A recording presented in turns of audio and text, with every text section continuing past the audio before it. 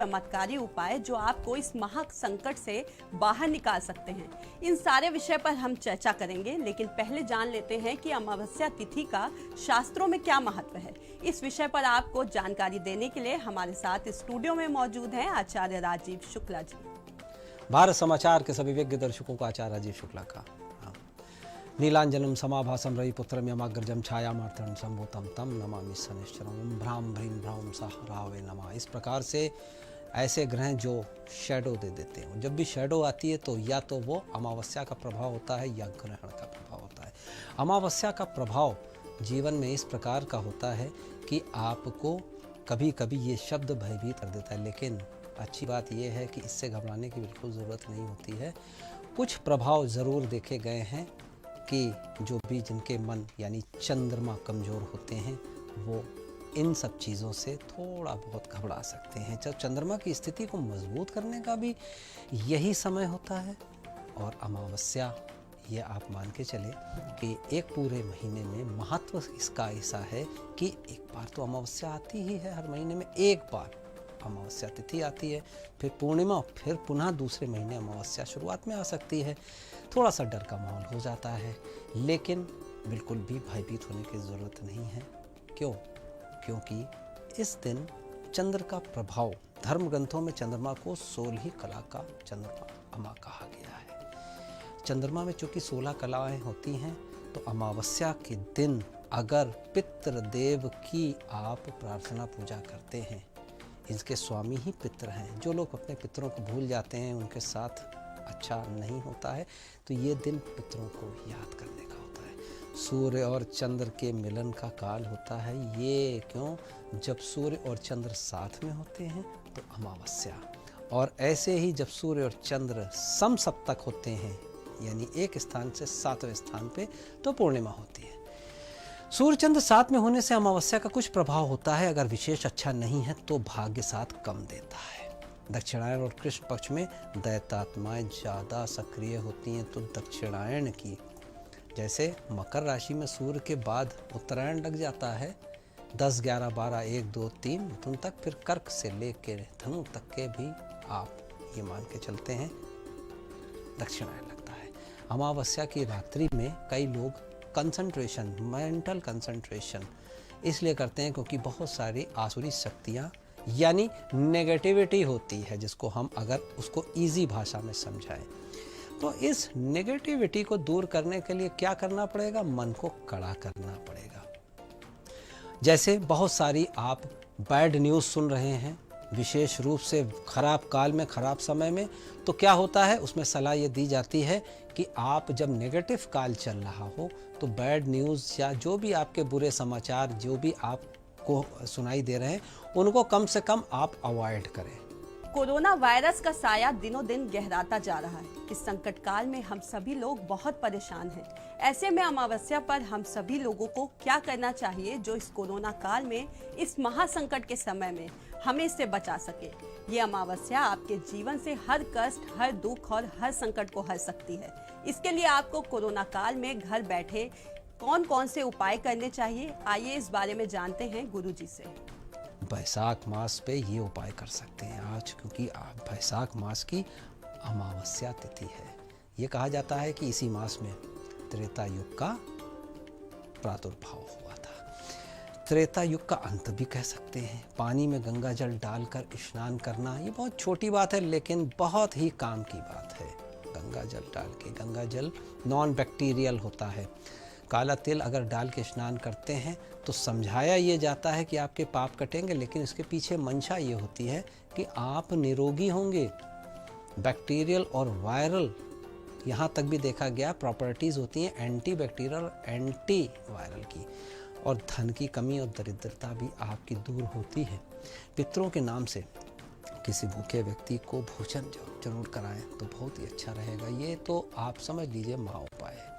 किसी मंदिर के पुजारी को आप राशन दीजिए और यथाशक्ति यथासंभव जरूर दीजिए, और काले तिल मिलाइए जल में, सूर्य देव को अर्घ दीजिए।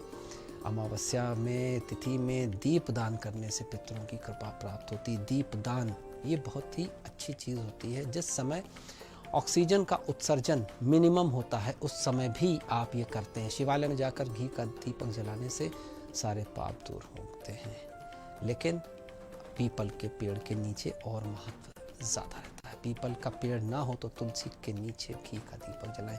अमावस्या की काली रात हम सभी को दिला सकती है महासाय से मुक्ति, यही बता रहे हैं आचार्य राजीव शुक्ला जी।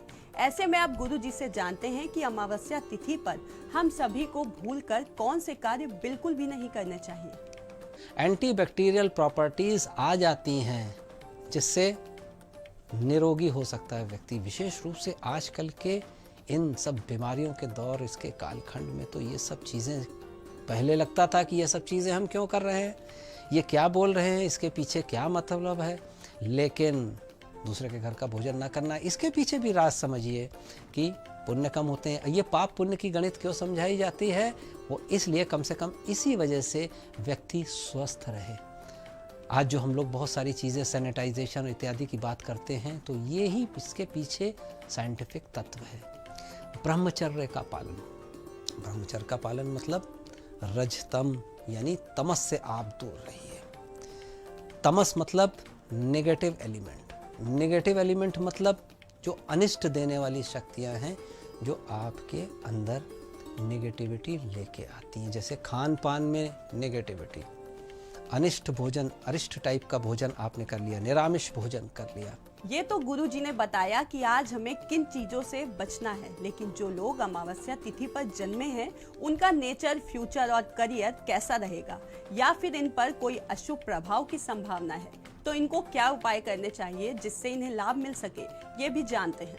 ऋषि पराशर के अनुसार जिनका जन्म अमावस्या में होता है, उसमें ऋषि मुनियों की अपनी खोज है। उनके जीवन में कुछ देखा गया है, परेशानियां ज़्यादा बनी रहती हैं। क्यों? क्योंकि एक तो आलस्य, दूसरा आत्मबल का कमजोर होना। तो जब आलस्य होगा जीवन में और धन की कमी भी होगी, क्योंकि आपका आत्मबल कम है, तो धन की कमी भी होगी। हाँ, अमावस्या तिथि में अगर नक्षत्र शुभ हो, शुभ नक्षत्र हो, कई प्रकार के नक्षत्र होते हैं जो शुभ होते हैं। जैसे अगर सूर्य चंद्र साथ में, तो सूर्य का नक्षत्र हो या चंद्र का नक्षत्र हो, अनुराधा नक्षत्र का तृतीय चतुर्थ चरण हो, तो सर्पशीष योग बन जाता है। थोड़ा अनुराधा नक्षत्र पे इस प्रकार का योग बनना ठीक नहीं। अमावस्या में जन्मे बच्चे को कोशिश करनी चाहिए सफ़ेद रंग से ज़्यादा पास होना चाहिए। हल्के कपड़े, हल्के रंग के कपड़े, सफ़ेद रंग के कपड़े, रुमाल रखें। पक्षियों की सेवा इत्यादि करना बहुत ज़रूरी होता है। गले में चांदी का चंद्र, ये तो हर व्यक्ति जानता है कि चांदी का चंद्र होना चाहिए। अमावस्या में शिवालय पर जाके दान इत्यादि करना चाहिए। शिव जी को भांग और गुड़ का भोग लगाना चाहिए। चलिए चर्चा को आगे बढ़ाते हैं। कोरोना की इस काली छाया को अपने जीवन से हमेशा के लिए दूर करने के लिए आपको घर बैठे कौन से आसान और अचूक उपाय करने चाहिए, साथ ही कोरोना काल में मानसिक शांति के लिए भी कौन से उपाय करने चाहिए, ये भी जान लेते हैं गुरुजी से। ओम नमः शिवाय। आप देखेंगे इससे आपके स्नायु तंत्र, फेफड़ा तंत्र और आपके नर्वस सिस्टम, हवन का आयोजन कर लें तो सोने पे सुहागा है। क्योंकि हवन का आयोजन करने से वैसे भी बहुत ही अच्छी ऑक्सीजन का उत्सर्जन भी होता है। 108 आहुतियाँ हर सदस्य डाले तो अच्छा रहेगा। इससे आपका घर पूर्ण रूपेण सुरक्षित रहेगा। इसी रात को घर के छत पे आप एक दीपक भी जला सकते हैं। अगर घर में एक्वेरियम है तो फिश फूड या आप आटा खिला सकते हैं। चींटियों को, कुत्ते को रोटी ज़रूर खिलाएं अमावस्या के दिन, ये ज़रूर ध्यान रखें। घर की उत्तर पूर्व दिशा में दीपक जलाना, ये भी आपके लिए अच्छा रहेगा। मानसिक शांति के उपाय हैं, ये ज़रूर ध्यान रखिए। अगर आप दुर्गा, काली की उपासना करते हैं तो रात्रि सूक्त का पाठ करें। श्री सूक्त का भी पाठ आप कर सकते हैं। माता काल रात्रि को भी याद कर सकते हैं। तो ऐसे अनेक विद्याएं हैं, विधाएं हैं, जिससे हम तन मन से मजबूत रहते हैं। और जब इन दोनों से मजबूत रहेंगे तो धन तो आएगा ही आएगा। तो इन सारी बातों के साथ ज़रूर ध्यान रखिए अपना। और अमावस्या पर बताए गए विशेष उपाय, चाहे मन की शांति के हों, चाहे तन की शांति के हों, बिल्कुल भी करना ना भूलें। आपको आज का दिन बहुत बहुत शुभ हो। अब समय है आज का पंचांग जानने का और ये जानने का कि आज का शुभ समय क्या है। अब हम बात करते हैं आज के पंचांग की। दिनांक 11 मई, अमावस्या तिथि का मान लगा हुआ है भरणी नक्षत्र और चैत्र मास के साथ साथ बैसाख मास यानी अमांत मास है चैत्र, यानी जो लग चुका है, और अभी जो चल रहा है पूर्णिमांत, इसका मतलब अभी चलता हुआ मास बैसाख।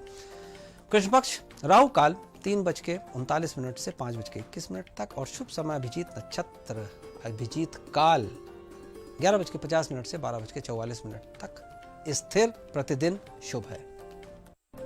अपनी सभी प्रकार की समस्याओं के समाधान के लिए आप आचार्य राजीव शुक्ला जी से संपर्क कर सकते हैं। गुरु जी का कॉन्टैक्ट नंबर है 8004036524। आप ईमेल के जरिए भी गुरु जी से अपने प्रश्न पूछ सकते हैं। गुरु जी की ईमेल आईडी है rajivshuklaonline@gmail.com।